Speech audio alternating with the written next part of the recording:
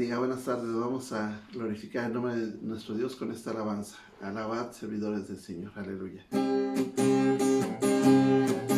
Alabad, servidores del Señor. Alabad el nombre del Señor. Bendito sea el nombre del Señor. Desde ahora y para siempre. Desde la salida del sol hasta el ocaso. Se ha alabado su nombre. Grande sobre todas las naciones es Jehová, por encima de los cielos su gloria. ¿Quién como el Señor nuestro Dios, que se sienta en las alturas y baja para ver los cielos y la tierra? Los cielos y la tierra, aleluya. Él levanta del polvo al desvalido, del estiércol hace subir al pobre, para sentarle con los príncipes de su pueblo. Él asienta la estéril como madre de hijos jubilosa.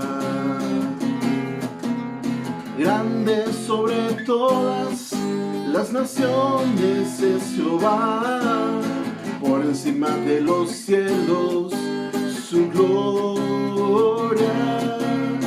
¿Quién como el Señor nuestro Dios, que se sienta en las alturas y baja para ver los cielos y la tierra? Aleluya. Los cielos y la tierra, aleluya. Alabad a nuestro Dios en su santuario, por la hermosura de sus cielos, por sus proezas alabadle a Él. Alabadle por la grandeza de su nombre, con el sonido de bocina, salterio y arpa a la vez cantar. Alabadle con el alegre pandero, con el candor de la danza, cantad con gozo al Señor. Alabadle con cuerdas, flautas y címbalos, de júbilos resonantes, en su lenguaje todo lo que respira. Alabe a Jehová, lo que respira, alabe a Jehová. Amén. Gloria sea el nombre de nuestro Dios, hermanos. Dios les bendiga. A nuestros amados hermanos que nos hacen favor de escucharnos y la iglesia local, les agradecemos mucho su atención y hoy vamos a continuar con la predicación expositiva de 2 Corintios. Hoy nos corresponde el capítulo 7 del 1 al 10. 2 Corintios 7 del 1 al 10. Vamos a leer juntos la palabra del Señor. 2 Corintios 7 del 1 al 10 dice: Así que, amados, puesto que tenemos tales promesas, limpiémonos de toda contaminación de carne y de espíritu, perfeccionando la santidad en el temor de Dios. Admitidnos, a nadie hemos agraviado, a nadie hemos corrompido, a nadie hemos engañado. No lo digo para condenaros, pues ya he dicho antes que estáis en nuestro corazón para morir y para vivir juntamente. Mucha franqueza tengo con vosotros, mucho me glorío con respecto de vosotros. Lleno estoy de consolación, sobreabundo de gozo en todas nuestras tribulaciones. Porque de cierto, cuando vinimos a Macedonia, a ningún reposo tuvo nuestro cuerpo, sino que en todo fuimos atribulados, de fuera conflictos, de dentro temores. Pero Dios, que consuela a los humildes, nos consoló con la venida de Tito.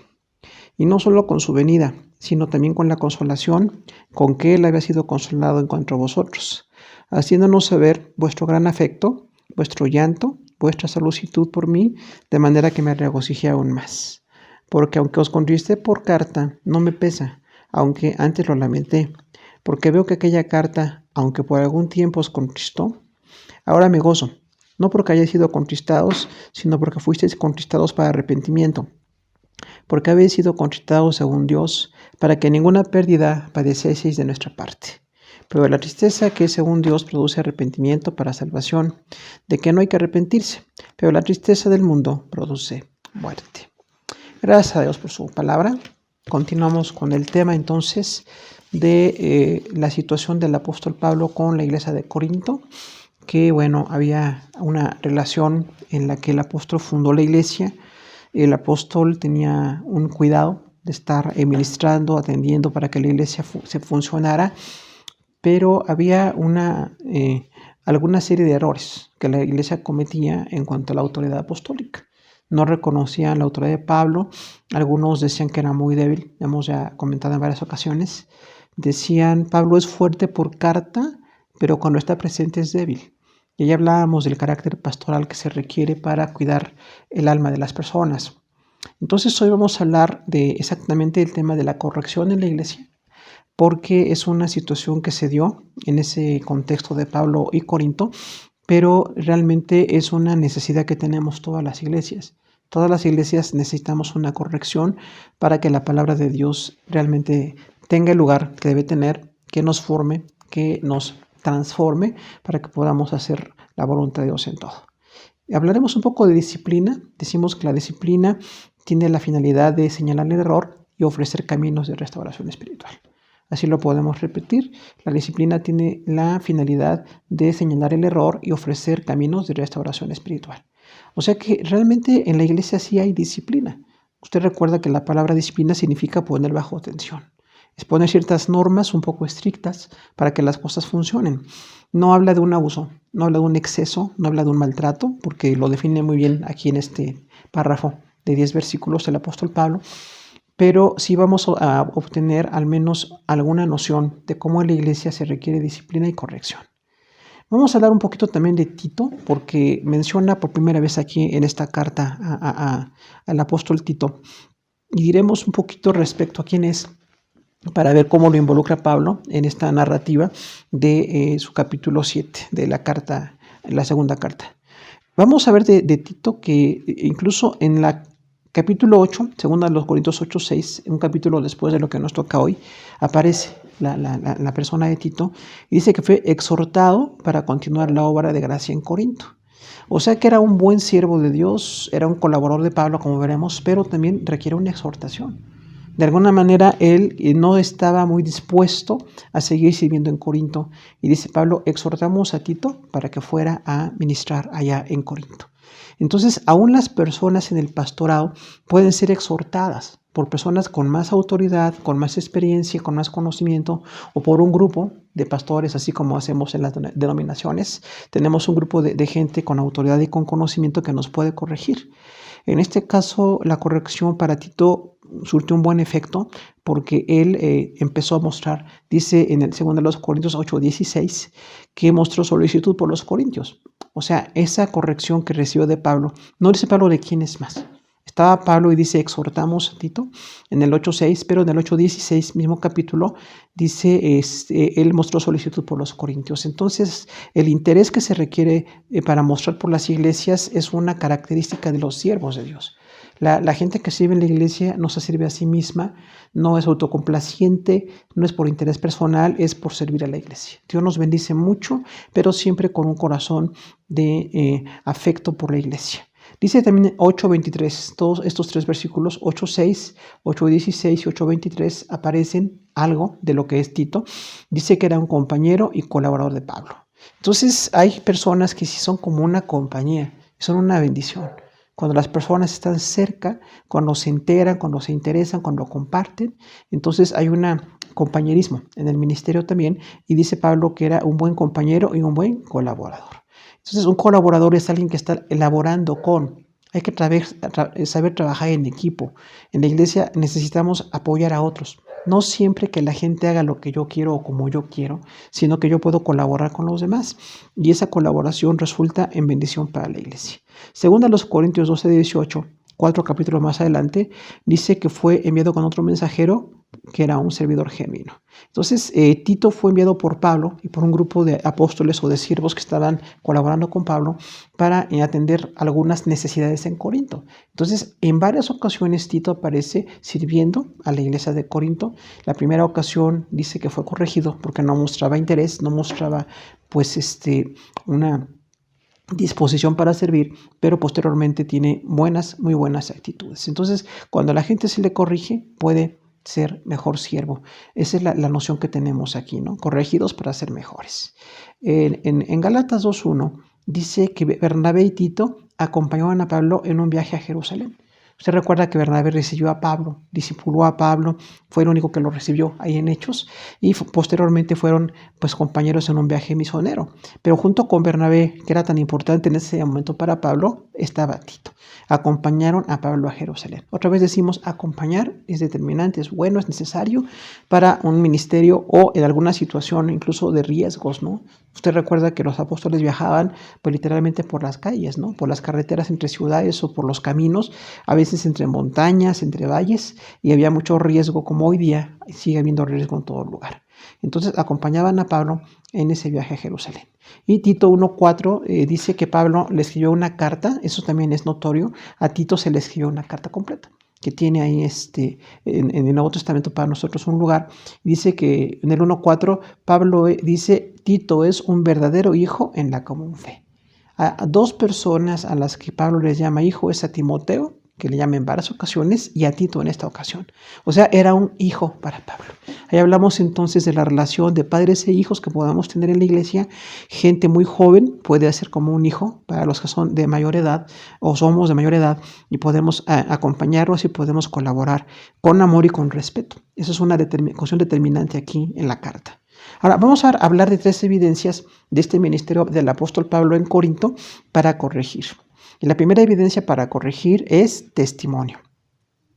Testimonio aparece, según a los Corintios 7, del 1 al 4. Dice el texto que los siervos de Dios tienen una conducta excelente. O sea, no cualquier persona puede decir que es un siervo de Dios si no tiene esa conducta. Porque a veces vamos más por títulos o por alguna situación académica que son necesarias, pero es lo más básico para un buen siervo es su testimonio. Por eso siempre decimos dónde ha estado esta persona, dónde ha servido, cómo se ha comportado en los ministerios a los que se les ha encomendado y bueno, cómo ha desarrollado todo lo que Dios le llama a servir. Dice el 7:1, así que amados, puesto que tenemos tales promesas, limpiémonos de toda contaminación de carne y de espíritu, perfeccionando la santidad en el temor de Dios. Pablo está haciendo alusión a lo que dice el capítulo 6. Que hay grandes promesas para los que nos apartamos. Hablaba de casarse incluso, con creyentes que se casan con inconversos. El tema fue yugo desigual, si recordamos. Entonces dice que si nos apartamos de un yugo desigual, somos cristianos consagrados al Señor desde la juventud, nuestras decisiones, lo que es parte de nuestra vida, tenemos muchas promesas de Dios. Promesas de paternidad, decíamos. Dios es un buen padre, un padre excelente. Entonces a esa alusión hace Pablo. Dice, si somos personas con tales promesas de la paternidad de Dios, tenemos que santificarnos. Dios quiere hijos santos. Dios quiere hijos perfectos en carácter. Decimos, aunque seguimos fallando mucho a nuestra vista y a la vista de los demás, pero hay una norma de santidad, una disposición a ser corregidos, una disposición para crecer espiritualmente en esa paternidad que tenemos con Dios. Y dice, limpiémonos de toda contaminación de carne y de espíritu. Entonces, un creyente tiene que limpiarse de la contaminación. Si un creyente no se da cuenta que el mundo está contaminado, que el mundo tiene pues normas muy llenas de corrupción en todo, aunque tiene algunas cosas buenas, ciencias, artes y algunas situaciones que los hombres tienen pues, por la imagen de Dios en la vida de ellos, hay cosas muy buenas, pero también la gente sin Cristo tiene cosas muy malas. Hay mucha contaminación, hay mucha corrupción. Entonces dice Pablo, si hay tales promesas para nosotros como creyentes, hay que limpiarnos de toda contaminación, de carne y de espíritu, o sea, cosas que físicamente, conductas, situaciones, socialización sin Cristo, eso está mal. Es una contaminación de carne, pero también es de espíritu, porque dice que nos lleva al espíritu esa contaminación. Lo que hacemos en la carne, si es pecado, llega a nuestro espíritu, afecta nuestra relación con Dios. Hay una invitación. Dice, perfeccionando la santidad en el temor de Dios. Entonces, realmente la santidad se puede perfeccionar. Ningún creyente puede decir que es perfectamente santo, que ya no puede crecer en santidad, que ya es perfecto en carácter. Un creyente genuino dice, yo tengo que ser perfeccionado. Un hombre como Pablo, con tanta preparación, con tanto ministerio, con tantas obras que Dios lo usó en el Nuevo Testamento, decía, aún tenemos que perfeccionar la santidad. O sea, hay que crecer en santidad, en ese temor de Dios. La santidad y el temor es por una reverencia. Aquí significa temor, reverencia con Dios. Nosotros como creyentes tenemos reverencia con Dios. No un temor a que nos destruya, pero sí una reverencia. Hay un gran respeto para Dios y ese respeto nos hace vivir en santidad. Por eso decimos, me aparto de pecados, de cosas que están mal delante de Dios, porque tengo temor de Dios. Un creyente tiene que tener temor de Dios. Dice el 7.2, admitidnos, a nadie hemos agraviado, a nadie hemos corrompido, a nadie hemos engañado. Entonces aquí empieza un poco la descripción de la relación dañada de Pablo con la iglesia de Corinto, porque algunos de esa congregación no se dejaban corregir. Decimos, el no dejarse corregir es evidencia de falta de conversión. Es evidencia de falta de compromiso con las cosas de Dios. No hablamos de cualquier corrección. Era una corrección basada en la palabra, basada en un ministerio tan reconocido como el del apóstol Pablo. Entonces, cuando en la iglesia hay ministerios que están funcionando bien, nos pueden corregir a todos.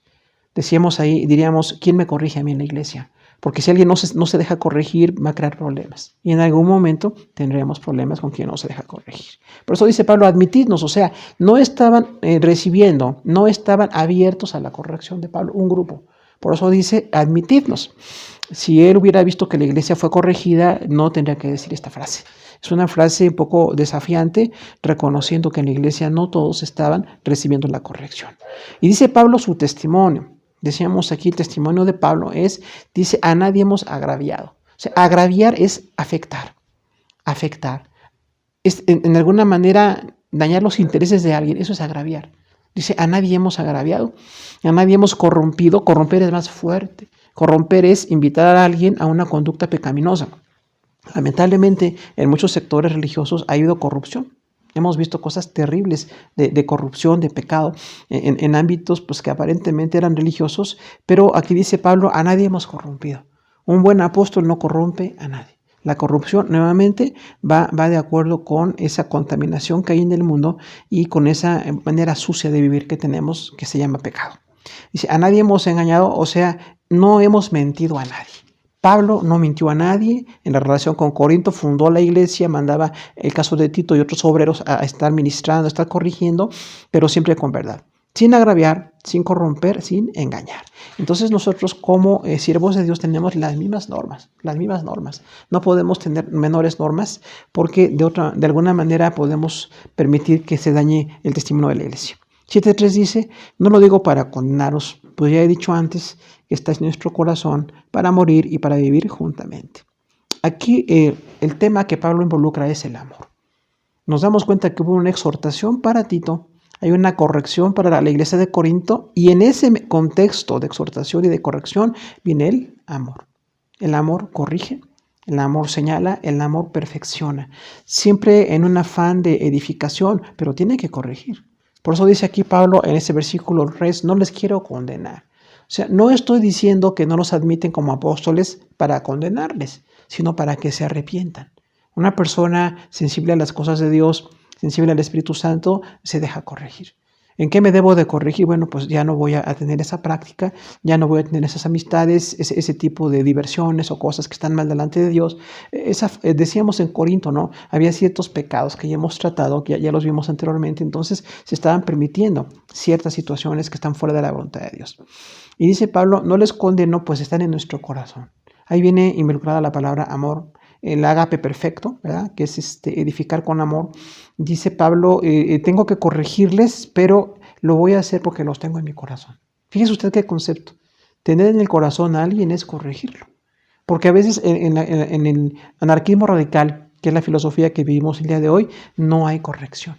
Ya la posmodernidad quedó un poco atrás, la carencia de absolutos, la inmoralidad, es algo verdaderamente terrible que afecta a la sociedad, pero hoy es el anarquismo radical lo que está en boga, o sea, el no respetar ninguna autoridad.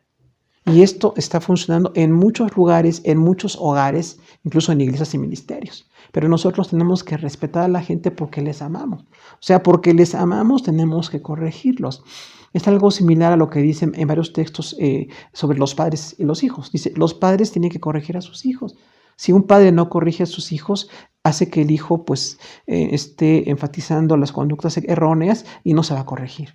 Claro, no hablamos de un maltrato o de un abuso. Siempre corregimos con dolor en el corazón, pero tenemos que corregir. Por eso dice aquí Pablo, no estoy condenándoles, les amo en mi corazón para mí morir y vivir juntamente. O sea, el grado de comunión que Pablo está aquí enfocando con los corintios es aún para morir juntos o para vivir. ¿Por qué morir juntos? Porque había persecución.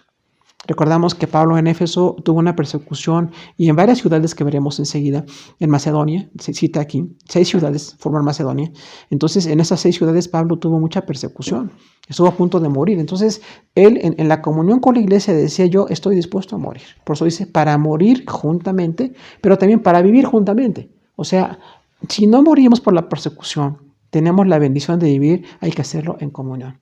Vivir juntamente. La iglesia, personas de autoridad como Pablo en este caso, y la congregación, que en este caso es Corinto, dice, hay que vivir juntamente.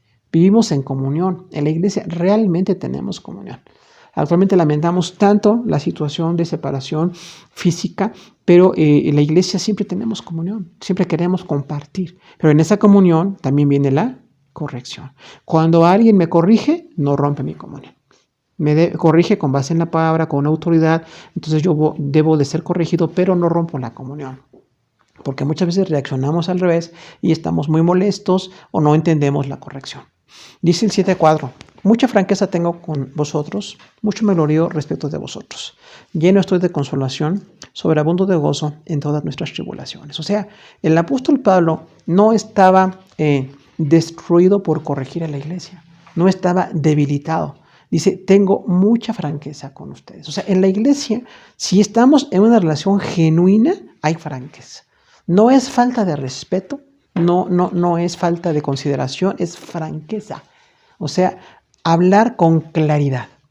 Hablar con claridad las situaciones que tenían que corregirse. Por eso dice Pablo, tengo mucha franqueza con ustedes. Y la corrección tiene que ser con franqueza. No puede ser así con ciertos misticismos, ¿no? De supuestas revelaciones del Espíritu Santo que nos señala el pecado de alguien o que alguien sintió algo de otros. Ese tipo de cosas están mal. Tenemos que tener una situación de corrección por cosas reales. Cuando alguien hizo o dijo algo o dejó de hacer algo, falló en el ministerio, en la palabra, en la doctrina, tenemos la evidencia. Y hay que decirlo con amor. Por eso decíamos, es una corrección con amor. Amor sin corrección da libertinaje. Y corrección sin amor, pues lastima. Entonces necesitamos corrección y amor siempre de la mano. Por eso Pablo dice, les amo mucho, los tengo en el corazón, tengo franqueza con ustedes para poder corregirles y me glorío respecto de vosotros. O sea, Pablo sabía que había muchas cualidades también en esa iglesia de Corinto. No nada más había errores. Si usted ve las 2 cartas, había aciertos y había errores. Al parecer es lo que tenemos todos en nuestra humanidad. Tenemos aciertos y tenemos errores. Bueno, en los aciertos nos deleitamos. Pablo decía, y los errores hay que corregirlos. Entonces, por eso dice aquí, me glorío respecto de vosotros. Reconocía las cualidades que había, tal vez en un sector de la iglesia que sí estaba recibiendo la amonestación, porque incluso habla aquí de que había un interés que Tito mostró y que detectó en la iglesia de Corinto. Dice en la segunda parte del versículo 4, lleno estoy de consolación, sobreabundo de gozo en todas nuestras tribulaciones. O sea, Pablo, como siervo de Dios, se sentía consolado. Recordamos, consuelo es disminuir el dolor, es disminuir el sufrimiento. Entonces, él estaba consolado, porque sabe, corregir no es un deleite. Si alguien corrige y se deleita, no ama. Eso sería como alguien sádico, ¿no? Pero realmente cuando corregimos, en cualquier contexto donde se requiera corrección, nos duele el corazón.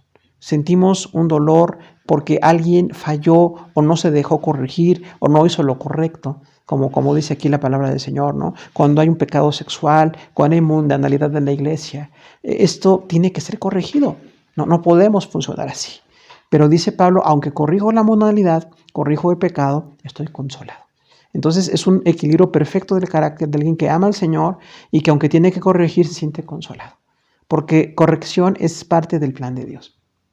La corrección es parte del plan de Dios. Se necesita la corrección. Si sobreabundo de gozo, o sea, además de sentirse consolado, se sentía gozoso, porque sabía que estaba haciendo lo correcto. Por eso cuando estamos en la iglesia y el ministerio y tenemos que corregir, no cualquier persona puede hacerlo. A veces, lamentablemente, en la iglesia se dan personas que no están calificadas, que no se les ha dado una guía para poder corregir y quieren corregir.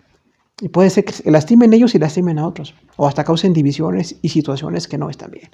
Por eso dice Pablo, yo sobreabundo de gozo, porque tenía toda la autoridad doctrinal y testimonial para corregir a la iglesia. Y dice, me gozo en todas las tribulaciones. O sea, seguía sufriendo persecución, ataques, violencia, muchos riesgos que hay siempre, pero Pablo se sentía gozoso, con consuelo y con gozo. Ahora, el testimonio en nuestra vida como iglesia es determinante. La invitación es a que nosotros, por las promesas de Dios, nos santifiquemos. Dios nos promete la vida eterna, nos promete una gran paternidad, promete restauración. Por eso decíamos, en la iglesia tenemos que restaurar. No, nada más es el primer paso ver el pecado, señalar el error, el pecado, que es lo que Pablo hace. Dice, ahora hay que corregir y restaurar. Si alguien se deja restaurar, es bienvenido. Si no se deja restaurar, pues hablamos incluso de expulsiones de iglesias. Hablamos de situaciones muy lamentables, pero si la gente no se deja corregir, si no está bajo una autoridad, pues entonces no se le puede seguir teniendo esa confianza o el privilegio de servir. Recuerden que el servir es un privilegio, ¿no? Entonces hay una restauración de la santidad. La conducta ministerial tiene que ser aceptable sin daño, corrupción o engaño. Entonces alguien que está en el ministerio, hermanos, no puede dañar a la iglesia. Si daña a la iglesia o daña a los demás, entonces no es un buen siervo de Dios.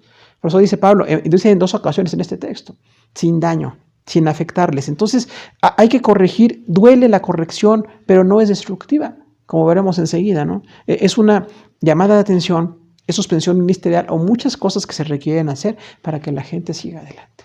Y cuando alguien ama al Señor, se deja corregir. Cuando alguien ama al Señor, sigue adelante. Sin ninguna corrupción, o sea, no hay nada ilegal, nada fuera de lo que es justo delante de Dios y delante de la gente. Nada de corrupción tiene que haber en la iglesia. Porque lamentablemente conocemos algunos casos donde ha habido corrupción también en situaciones de un ámbito religioso. Ninguna corrupción, ningún engaño tampoco. O sea, andar siempre en la verdad. El propósito es no condenar, sino amar. Hay que corregir y amar. Entonces, Pablo no habla de una condenación, habla de una corrección y de una disciplina. Entonces, nosotros no condenamos a nadie. Condenar es como no dejar esperanza, ¿no?, al arrepentimiento, o nada más señalar el pecado y no dar lugar a que la gente busque del Señor. Dice, para morir y para vivir, entonces hay que seguir en la comunión.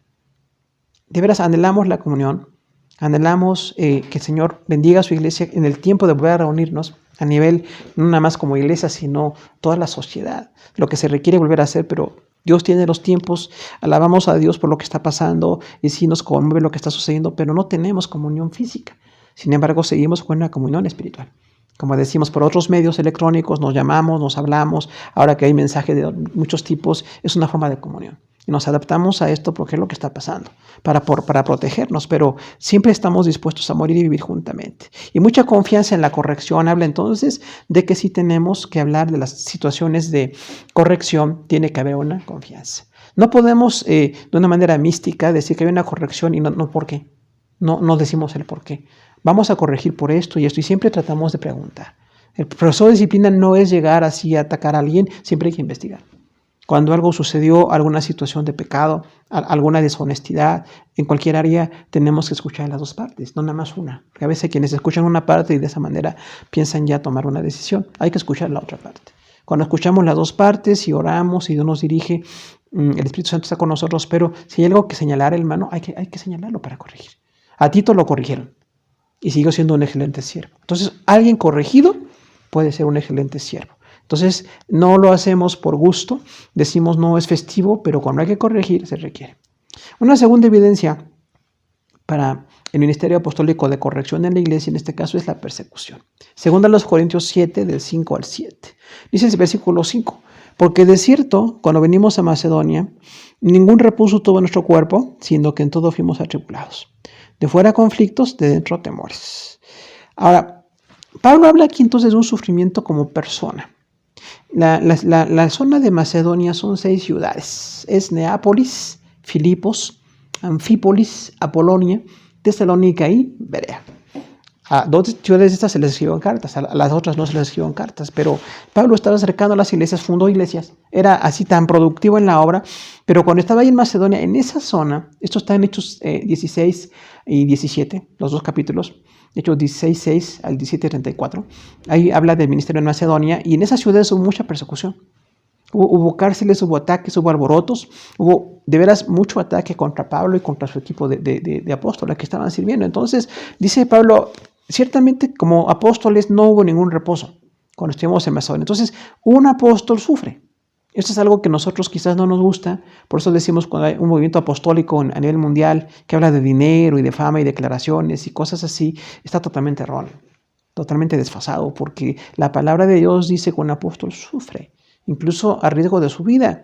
Dice, ningún reposo tuvimos en nuestro cuerpo. O sea, físicamente, todo el tiempo que trabajaron en 6 ciudades, no hubo un descanso. Nuestro cuerpo estaba atribulado por el miedo. Sabemos que el temor y la violencia alrededor, pues nos aflige mucho. Y eventualmente Pablo le sucedió por un tiempo muy prolongado. Dice, no hubo ningún reposo en nosotros. O sea, no dice, hubo ataques y hubo descanso. Dice, ningún reposo. Si alguien quiere estar en la obra apostólica, los hermanos que hoy son misioneros también a veces están afligidos realmente.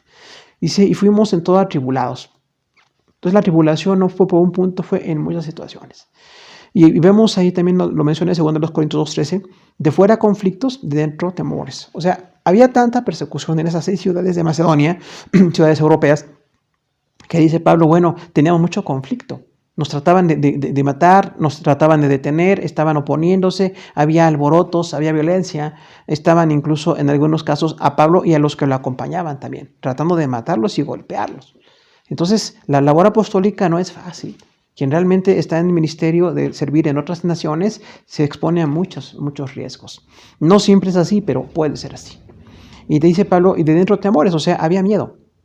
Una persona que está aún en el ministerio, pero comparte de esta manera la palabra del Señor, también tiene miedo. Porque sí sentimos todos miedo de muchas situaciones, y Pablo dice, yo tuve mucho miedo allí por la situación de conflictos que había alrededor. 7:6 dice, pero a Dios que nos consuela a los humildes, nos consoló con la venida de Tito. O sea, en medio de esa aflicción, de esa tribulación, Pablo dice tribulación, en 6 ciudades en Macedonia, predicando, dice, Dios nos consoló. Sabe que Dios es consolador. De hecho, un título muy determinante del Espíritu Santo es consolador. Aparece así en muchas ocasiones la palabra paracleto, que hemos dicho en varias ocasiones. Entonces, Dios nos consuela. Dios hace disminuir el dolor. Dios permite que la violencia no llegue a acabar con nuestra vida, si no es el plan en ese momento del Señor. Porque a Pablo sí llegó a dar su vida por el ministerio. Y otros más, ¿no? Pedro y otros. Dicen por ahí la historia que de los 12 apóstoles que estaban con Jesús, 11 murieron violentamente. Nada más Juan el apóstol murió de vejez, de veras una vejez muy avanzada. Pero entonces había violencia incluso al riesgo de perder su vida. Pero dice, Dios nos consoló en medio de todo. Qué bueno que Dios nos consuela. De hecho, tenemos que aprender a dejar que Dios nos consuele. Porque si hay sufrimiento, si hay temores, si hay violencia, riesgo de muchas situaciones, pero dice Dios nos consoló con la venida de Tito. Entonces aquí vemos qué tan importantes son las personas. La iglesia no son templos. Los templos son lugares para servicio, de capacitación. La iglesia son las personas, todos sabemos esto. El Kalein, iglesia, llamados fuera. O sea, la iglesia son las personas y qué bendición que alguien sea de consolación. Si usted recuerda, la palabra dice que había un varón llamado José, y al que le decían Bernabé, que quiere decir hijo de consolación, que fue el que recibió a Pablo, mencionamos un poquito antes. Entonces, qué bello que alguien sea un Bernabé, un consolador, alguien que consuela a los demás, que hace disminuir el dolor, que ayuda, que aligera la carga. Pero además de Bernabé, que fue un excelente siervo de Dios, posteriormente pero tuvo problemas con él por Juan Marcos, pero aquí dice otro que fue también de gran consolación fue Tito. Este varón que ya mencionamos está en 6 ocasiones referido a las epístolas paulinas y se le escribió una carta a él, a Tito. Entonces dice, Dios nos consoló con la venida de Tito. Vemos la soberanía, el sustento y la fortaleza. Dios es soberano, Dios sustenta a sus siervos y les fortalece. Hace disminuir la aflicción por medio de personas. Qué bendición que haya personas que nos ayudan a sobrellevar la aflicción. ¿Por qué vino esa consolación? Lo explica en el versículo 7. Dice, no solo con su venida, sino también con la consolación con que él había sido consolado en cuanto a vosotros, haciéndonos saber vuestro gran afecto, vuestro llanto, vuestra solicitud por mí, de manera que me regocijé aún más. Entonces, describe por qué Tito consoló a Pablo con esa venida, visitándolo en medio de esa aflicción que estaba sufriendo Pablo. Y dice, bueno, no vino Tito nada más como persona y nos consoló, que es necesario que nosotros aprendamos a ser personas de consuelo. A veces en la iglesia nos faltan personas de consuelo. Ojalá no haya muchas personas de desconsuelo en la iglesia, pero llega a suceder. Y dice aquí, nos consoló con su venida Tito, pero también con la consolación que él había recibido. Es un juego de palabras ahí, ¿no? Con la consolación con que él había sido consolado en cuanto a vosotros. O sea, Tito le dijo a Pablo, me siento muy consolado por la actitud de los corintios. La iglesia que fue corregida por pecados, por mundanidad, por falta de reconocer la autoridad apostólica, estaba siendo de consuelo para Tito. Entonces, una iglesia que se deja corregir o que empieza en un proceso de restauración puede ser de mucho consuelo, pero hubo un cambio en la conducta. La iglesia de Corinto tuvo un cambio de conducta, porque dice aquí, ¿en qué cambiaron? Dice, Tito nos hizo saber vuestro gran afecto. O sea, esta iglesia que fue corregida en 2 cartas por Pablo tenía afecto por el apóstol. Por eso le decimos, quien me corrige, no le quito mi afecto. Debo darle gracias a Dios que me corrige. Qué bueno que alguien me corrige, qué bueno que está conmigo, qué bueno que le interesa mi vida y por eso me trata de corregir. Claro que la corrección a muchos no nos gusta, a menos que seamos muy, muy espirituales, pero qué bueno que la corrección se dé en algo y podamos seguir adelante. Como decimos, en todas las áreas la corrección es bienvenida. Cuando los maestros corrigen a los alumnos, es por el bien de los alumnos. Cuando algún gran artista corrige a las personas que quieren aprender, pues le agradecen a ese gran artista. ¿Por qué en la iglesia no agradecemos la corrección? Será una buena pregunta para algunos de nosotros, no para todos, pero algunos. Sin embargo, Pablo dice aquí, él ha sido consolado en cuanto a ustedes por su afecto y el llanto que tienen por mí.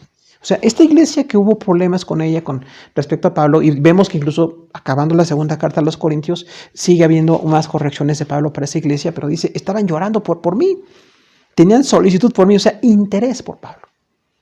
Interés por lo que estaba pasando con Pablo, por la violencia que había sufrido. Dice, me regocijé aún más. Entonces, las personas son para consolar. Tenemos que aprender de Tito a ser gente de consuelo. Que en una situación de disciplina, de crisis eclesiástica, no aumentemos. Porque hay quienes parece que quieren aumentar el problema, ¿no? Parece que quieren echarle más fuego ahí al asunto para que arda más. Y aquí dice el apóstol, no, Tito nos consoló, porque nos hizo saber que ustedes tienen un afecto por mí, tienen ustedes un llanto por mí y solicitud. Afecto, llanto y consolación para Pablo, ¿no? Entonces, ese afecto, ese llanto y esa solicitud cambió la actitud hacia Pablo. Tenemos entonces que ver que en la iglesia pueden cambiar las conductas. Se necesitan cambiar algunas conductas, es para bien siempre. Que no sea por egoísmo. Pablo no era egoísta, no quería riqueza excesiva, no quería así que le tuvieran mucha pleitesía excesiva. Decía nada más como un apóstol, como el maestro, el fundador de iglesia, como el predicador, como el evangelista que fue. Nada más. El respeto que merece una persona que está sirviendo bien al Señor. Y esto tiene que darse a todas las iglesias. Que en todas las iglesias respetemos a la gente que está sirviendo bien al Señor. Si lamentablemente alguien se equivoca en el servicio, hay otro nivel de corrección. Pero aquí, mientras alguien sirva, tiene que ser escuchado. ¿Qué aprendemos de las aflicciones? Son parte del ministerio. Son parte de la vida, son parte de la formación de nuestro carácter. Podemos, decíamos, tener miedo. Hay presiones, hay cárceles, hay violencia, burlas. A Pablo le pasó ahí en Corinto, incluso en el Hechos 17, cuando habla de ministerio en Atenas, se burlaron de él. En todo ese ministerio, en la zona de Grecia, hubo una burla contra Pablo. Había mucha violencia, ¿verdad? Pero bueno, Pablo siguió adelante. Y recordemos que siempre Dios nos consuela. Somos hijos y siervos de Dios. Como hijos somos muy consolados. Como siervos somos fortalecidos para seguir adelante. Pero nunca dejamos de ser hijos y siervos. Pablo era un hijo y un siervo. Nosotros somos hijos y siervos. Podemos seguir adelante con la ayuda del Señor. Y la fortaleza que viene del Señor viene a veces por las personas. Decíamos como un Tito o Bernabé, que fueron personas de mucha consolación para Pablo. No son los únicos. Timoteo fue otro y otros más. Pero qué bueno que en la iglesia también hay gente que es de mucho consuelo.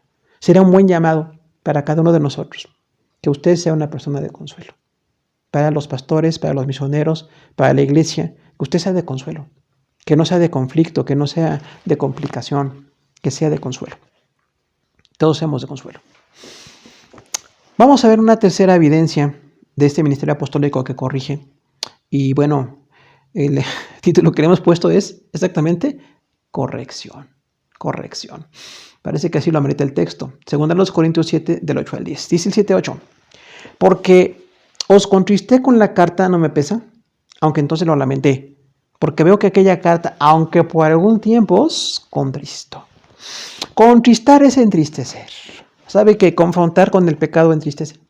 O sea, realmente el error que tenemos no es bienvenida, en nuestro caso, la corrección. Normalmente no nos gusta. Tratamos de justificar, tratamos de racionalizar la situación, a veces viene la rebeldía, ¿no? De hecho, diríamos, a veces cuando corregimos a alguien, ahí se ve su carácter genuino. Porque cuando felicitamos a alguien es muy dócil o es muy lindo o muy linda, pero cuando corregimos a alguien y no le gusta la corrección, como en Corinto se revela, racionaliza, no respeta, incluso trata de atentar contra la autoridad apostólica. Imagínense, atentar contra una autoridad pastoral o eclesiástica, eso no debe suceder. No debe suceder. Mientras las personas estén funcionando bien, hay que respetarles. Dice Pablo, porque aunque los contristé con aquella carta, fue por un tiempo. O sea, siempre la disciplina, la corrección es temporal. No es permanente. Es mientras se corrige el problema. Y en todas las situaciones de la disciplina es así.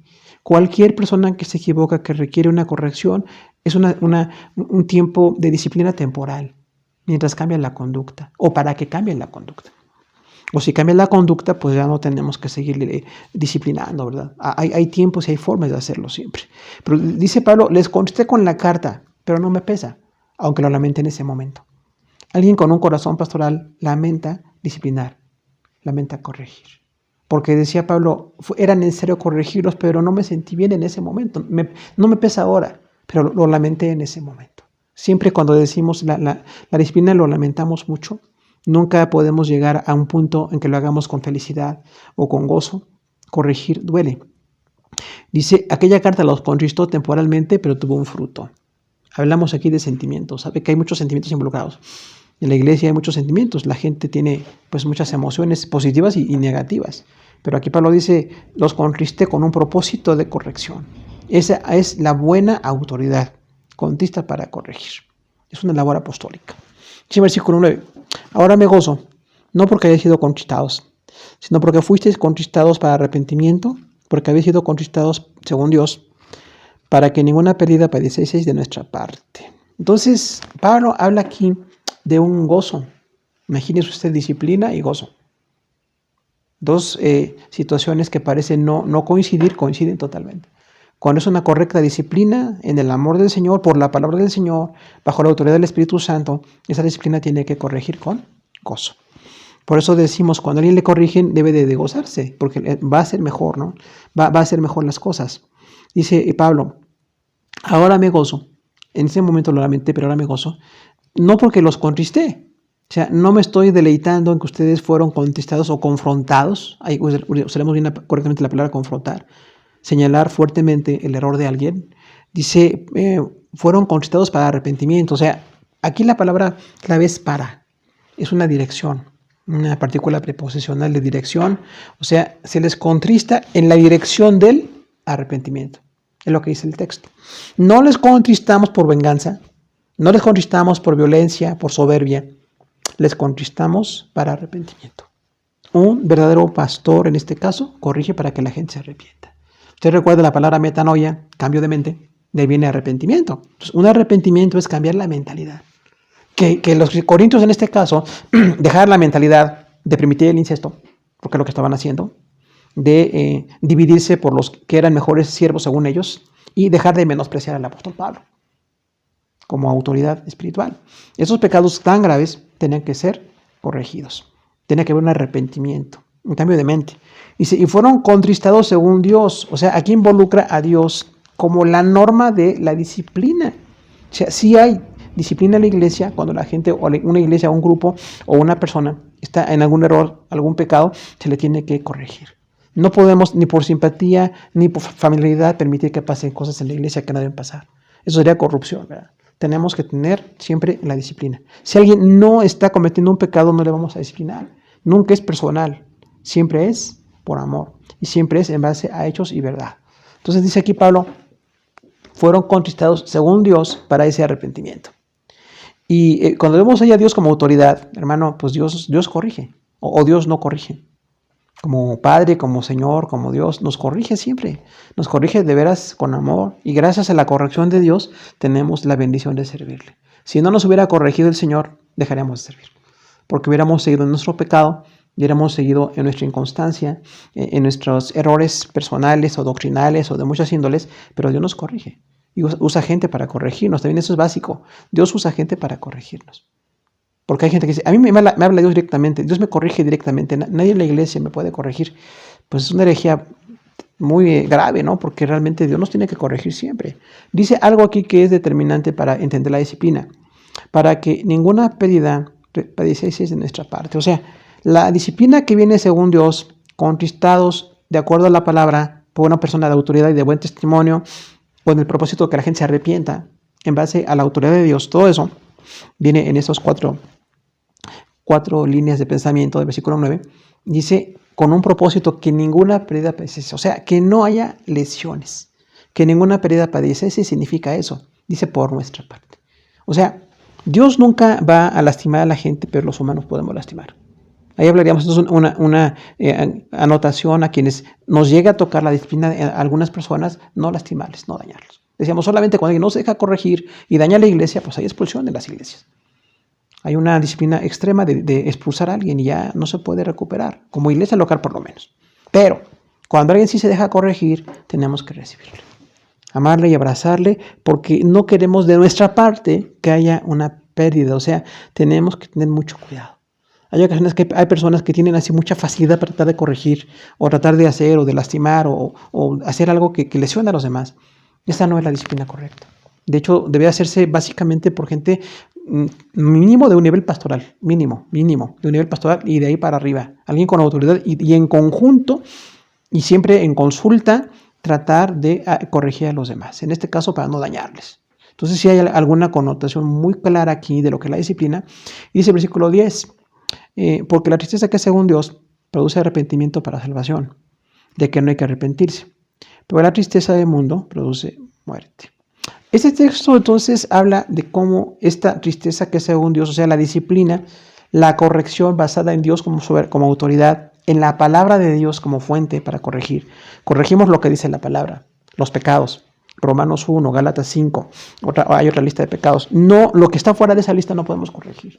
Porque hay lugares donde llegamos a corregir por cuestiones que no son un pecado realmente. Pero hay una lista muy grande de pecados. En Gálatas 5 y Romanos 1. Entonces, lo que es pecado hay que corregir. No porque sea mi familiar o porque sea una persona cercana a mí o porque tenemos mucho afecto no vamos a corregirle. O tampoco porque no tengamos mucha cercanía vamos a abusar de la disciplina. Nunca es personal, siempre tiene que ser en base a la palabra y con base en hechos.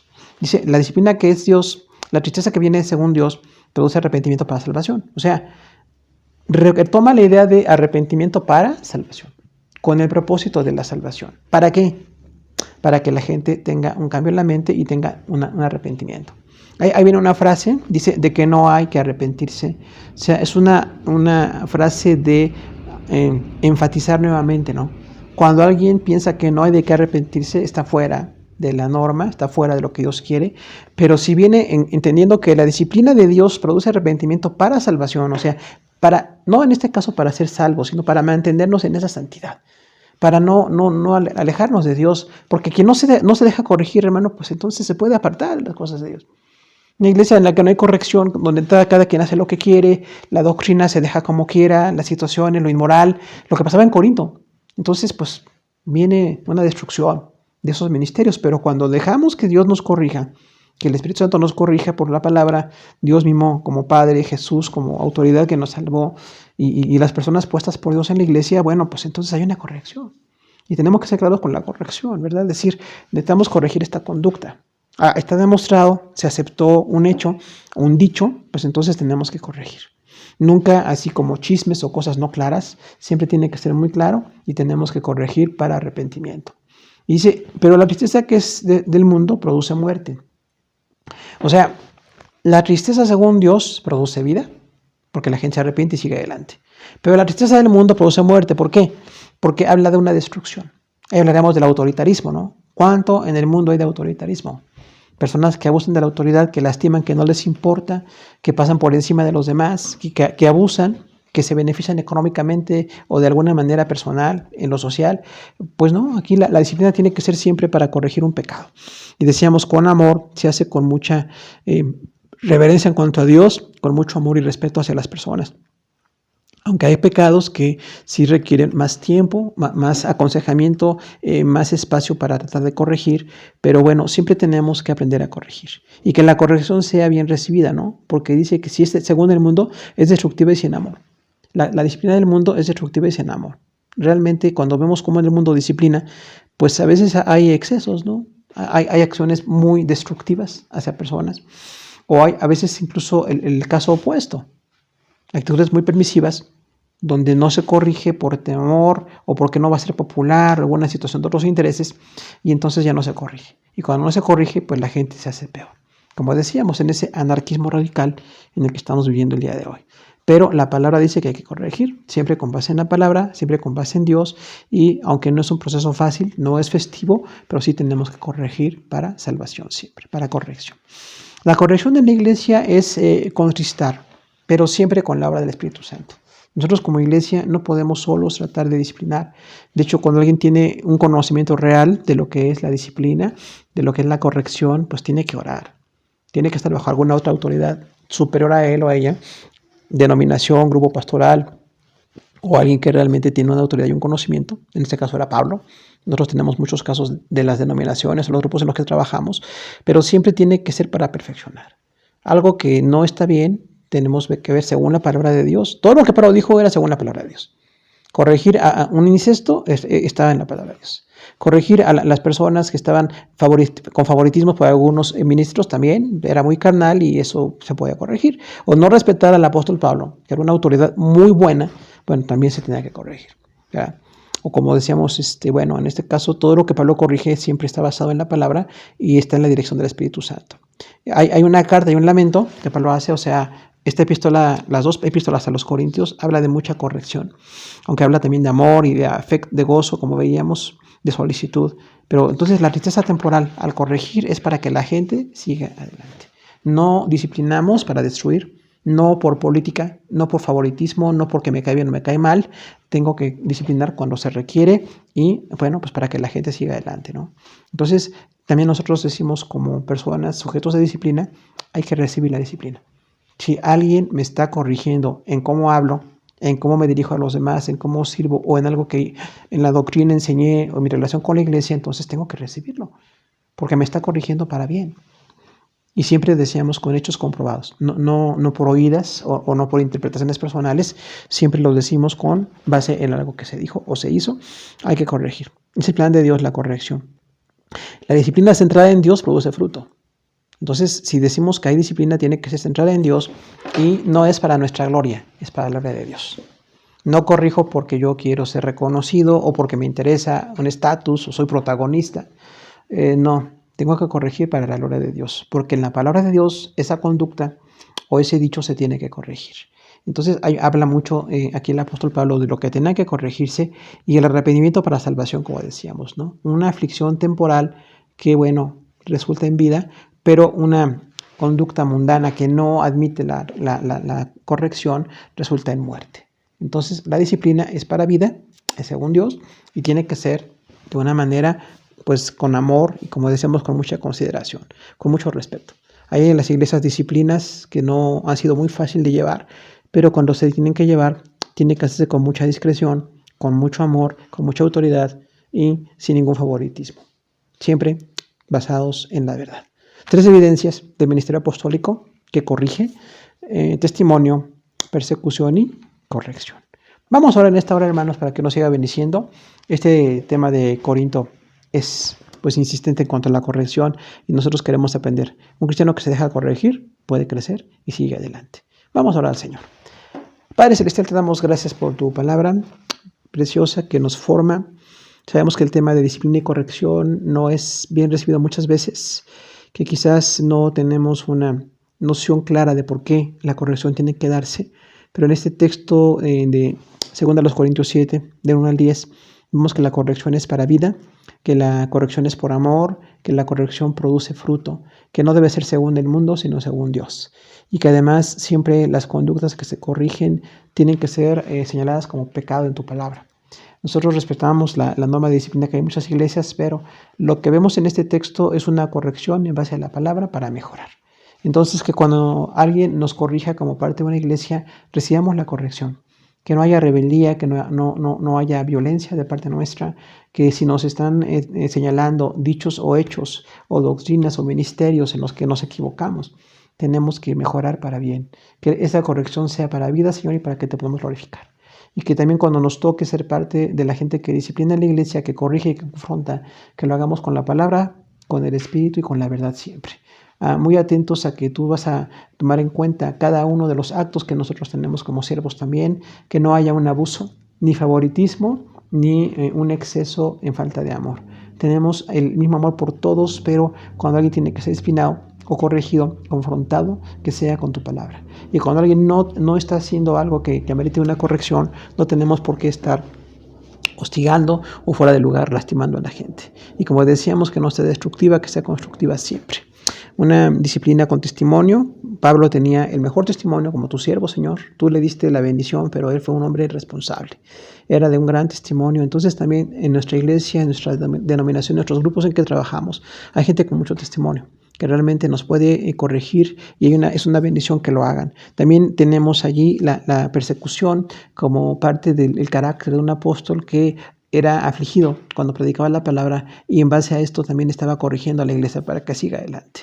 No es tan fácil levantarse y corregir, lastimar, decir algo indirecto, algo que no es correcto. Te pedimos que nos ayudes a entender tu palabra y que la corrección sea buena.